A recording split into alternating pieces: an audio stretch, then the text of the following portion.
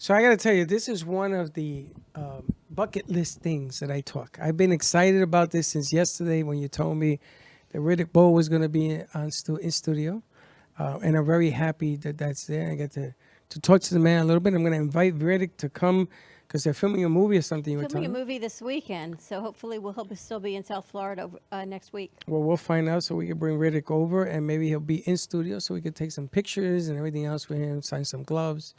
I have some fun, but this is throwback. I don't know, Frank, if you know Riddick Bowe. Champ, he beat Holyfield for the Absolutely. championship. That's Frank good. knows. Excellent. So let's bring him over. So Riddick is working with Mandana Entertainment, so hopefully Mandana Sharifi is going to be joining us virtually as well because she texted me late, I guess Sunday night. I've got some exciting news for you. I can't tell you what it is yet. And then first thing Monday morning, I got this release, and we got to speak with him briefly yesterday in the car, which was pretty cool, right? Very cool. It's nice to be able to meet people that I've grew up with, watching and idolizing and saying, boy, I'm going to tell you, Riddick could fight, man. He could fight, could box. He was really good. Really good. All right, let's roll it.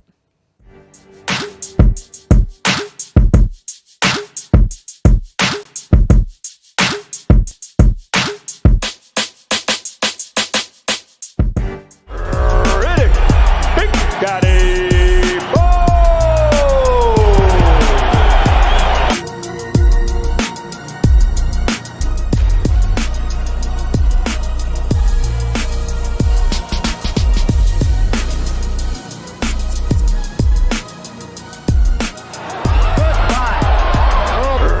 Riddick. And there he is. This is Big Daddy. Hey, how you doing? We are great. How are you doing? I'm just fine. I cannot complain. I guess they've got you in the car traveling, huh? Once again, yes, ma'am. I think we're going to try and get Mandana on also. Is she on, Josh? All right, so we're going to talk to Riddick. I understand you're working now with Mandana Entertainment. Absolutely, man. That is great. And what are you doing with her? You're a sports ambassador to her program, to her foundation, Yes, ma'am. Absolutely. which will be exciting to see. It is. She always I has. think we're gonna have a lot of fun doing that. Yeah, she has a lot of great. Well, it's a pleasure to meet you. Growing up in the Bronx, I got to see Riddick fight some of the great fights. Always a class act. I got to tell you, always a Thanks class act. lot. Thanks a lot. I wanted you to know something. I don't want you to feel like I left you out, so I gotta ask you a question. Would you like a couple of rounds? You didn't let us down. We're just happy to have you joining us Oh, virtually. no, absolutely not. No, because he's from the Bronx and I'm from Brooklyn, so I figure you want to get a couple of rounds in. I'm going to put him in the. Actually, he's going to send me in the rink with you to do a couple Oh, rounds. no. I Oh, would. well, you know you're gonna win. Of course, I'm going to win. Me and my pink boxing gloves. I'm gonna tell you, you're 6'4", right, Riddick? I'm 6'5". 6'5". That's like looking up at a mountain, and it's raining thunder. How long are you going to be in town for? I guess until I guess in about an hour or so. Is he filming the movie? Are you filming the movie in Miami or something? Yeah. Are you gonna be here next week? I'm hoping that I will, but I'm not sure at this point. All right. So if you're here next week, we want you to stop by because a lot of people want to take some pictures with you. Okay, only if I can get a couple of rounds. You got it. I mean, I'm all in. Josh is volunteering to Okay. go a couple of rounds. All 5 feet of me. I'm going to do a couple rounds with Riddick Bowe. Oh, we're gonna make it happen then. All right. No, Me in a I'm telling boxing ring. He's 6'5". How well do you run? So, what are some of the things that you've been working on? Well, not much lately, because I'm just trying to get back into the action. A lot of people that I knew that fell off and doing different things. So I'm just trying to get back. Are you located in Florida? Or do you live in Florida? Yes, ma'am. Yes. Oh, he does live in Florida. He lives in Florida, so we'll see. And how did you meet in Tampa? How did you meet Mandana to be part of their entertainment program? Well, I called her to see if she helped me find something to do, and she turned out to be a very nice person, and we've been talking ever since. She's a nice lady. Nice lady, a good pro. She does a lot of good stuff. So, Champ, if you're in Tampa, when I go see my son, I'm going to invite you to dinner. Can you imagine me walking into Serraro's with the Champ and Gio? Gio be looking up like this. He wouldn't even notice me. So do you remember watching him fight? Oh, my God, yes. I got to see him. I thought that he was the biggest boxer I've ever seen in my life. You were taller than Cassius, right? Than Muhammad? Yes, sir. He's 6'2" or 6'3", I'm 6'5". Yep. I mean, this was a mountain of a man. And that intimidated a lot of boxers, right? Because you were so big? I don't know, because I don't know what they were thinking. That's it. You just never know. I got to tell you, in the boxing ring back then, the big boys that was boxing. The heavyweights, that was boxing. That's what it was all about. And then he man up against Holyfield. He fought some big fights, but I got to tell you, Riddick was always in the mix. Always in the mix. How old were you when you started one fighting? time. Yeah. I was 13. Wow. 13 in New York. 13 and pretty. 13 and pretty. And which was the one fight you remember more than all the others, Riddick? The first fight with Evander Holyfield. The first one? Yeah, that's because I beat him when I became champion. That's right. Changed your life, didn't it? Absolutely, 100%. What did that feel like to know you won that fight? You got champion from beating Holyfield. What was going through your mind? Well, it was phenomenal because I didn't go to sleep for 3 days. Wow. Wow. I couldn't believe it. I was the heavyweight champion of the world. And I don't know why I couldn't go to sleep. I guess because I was a champ. Everybody was, talking to me and having fun. And it just took me 3 days to calm down, I guess. Well, you worked very hard to get a shot at that title fight. Did you pinch yourself right before you started the fight and say, man, it is happening, here we go? Well, if I pinched myself, I wouldn't have felt it, so I didn't pinch myself. I was just so geared up to the fight to where, if somebody would have got shot over there, or I would have heard the shot, I probably wouldn't have heard it. I probably wouldn't have heard it because I was so focused. What an opportunity. I mean, you think 13 years old, you're working so hard to fight, to do what you want to do, and then you become champ. I know he was given that opportunity. He seized it. He lived it. It must be so surreal. It took him 3 days to get down from it. I got to tell you, everything that I read about Riddick was that you were what they called the perfect boxer. You had style, you had grace, you had power, you delivered. I think that a lot of the people were shocked that you beat Holyfield. And then they started to look at him a different way, like this guy is champion of the world. And they looked at your style and said, if everything I read, they say the same thing, the perfect gentleman fighter. He was perfect in his delivery in boxing, which is amazing. I thought so too, because when I read what they were writing, I was bewildered. I didn't think they looked at me like that. Well, you were an icon to a lot of people who said, you can be anything you want to be if you put your mind to it, and you are the example of that. Well, thank you so much. And the kids that you grew up with in New York, that you fought with, what was their reaction to you? Well, I guess you told about all my brothers and sisters. It's 13 of us. They were very happy. They didn't want to give me a couple of rounds after that. we had fun. You have 12 siblings? Yes, ma'am. Wow. Anyone else fighting? Anyone else boxing?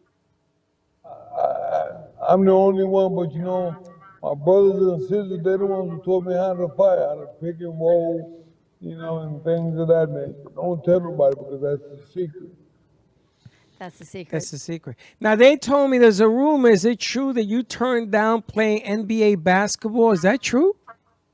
No, I never played basketball. I don't play games. He doesn't play games. So you just went straight to fighting? That's all I knew because my brothers and sisters, I'm next to the youngest. Let me tell you what happened one day. One day my mother made some pork chops and cabbage. My plate was on the table. I got down out the chair and I went to get some hot sauce or something. When I came back, my pork chop was gone, but my brother was standing there and he wasn't saying nothing. And so after a while, I seen him chewing. I hit him on the right hand.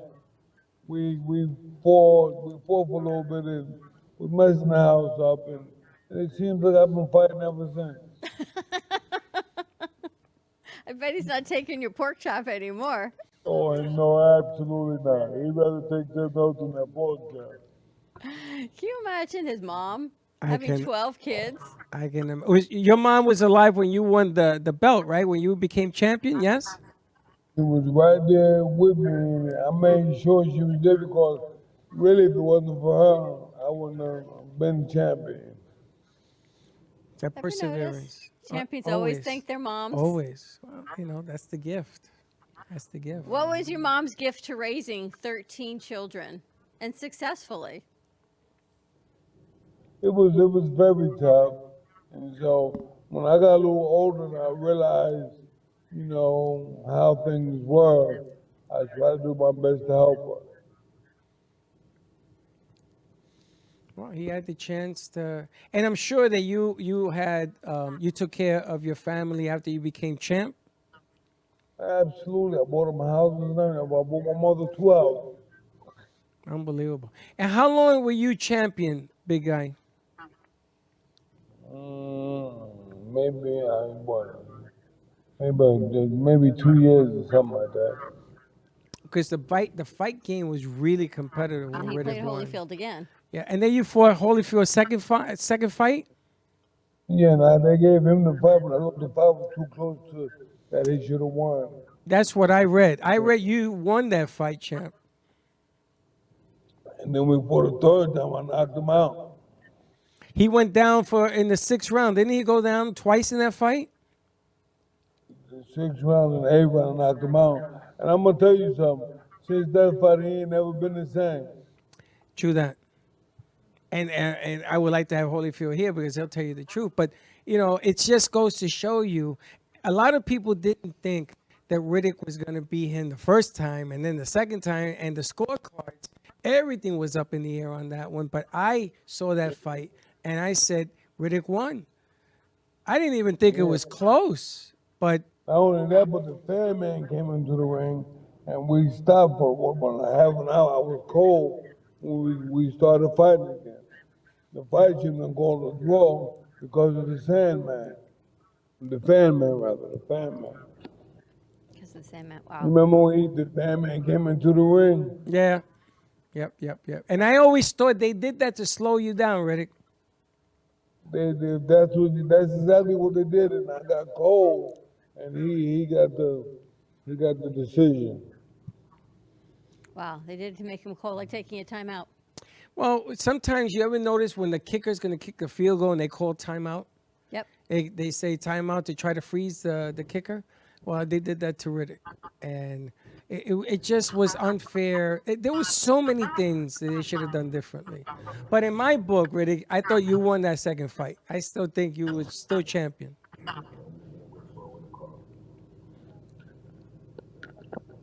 Did you say something? Yep, in that second fight, I thought you won that fight. Man, you all right. You got good eyes. Well, I call him as I see him. I used to love the fight game back in the days. But the difference with him is he was so huge. He was a big man. And he you know, Ali used to say he used to float like a butterfly and sting like a bee. Well, this guy This guy was pure stinging. He was huge, and the power behind what he was doing was phenomenal. Why do they call you Big Daddy? Because I'm big like a truck, was smooth like a cat. That's why they call me Big Daddy. But I And want to tell you guys something. If it wasn't for Muhammad Ali, I would have never picked up boxing. Really? Why is that? Yeah. Well, a teacher brought a tape about Muhammad Ali one day, and we had to do an essay. I loved how he spoke. He said, "Come on, sucker, come on, sucker."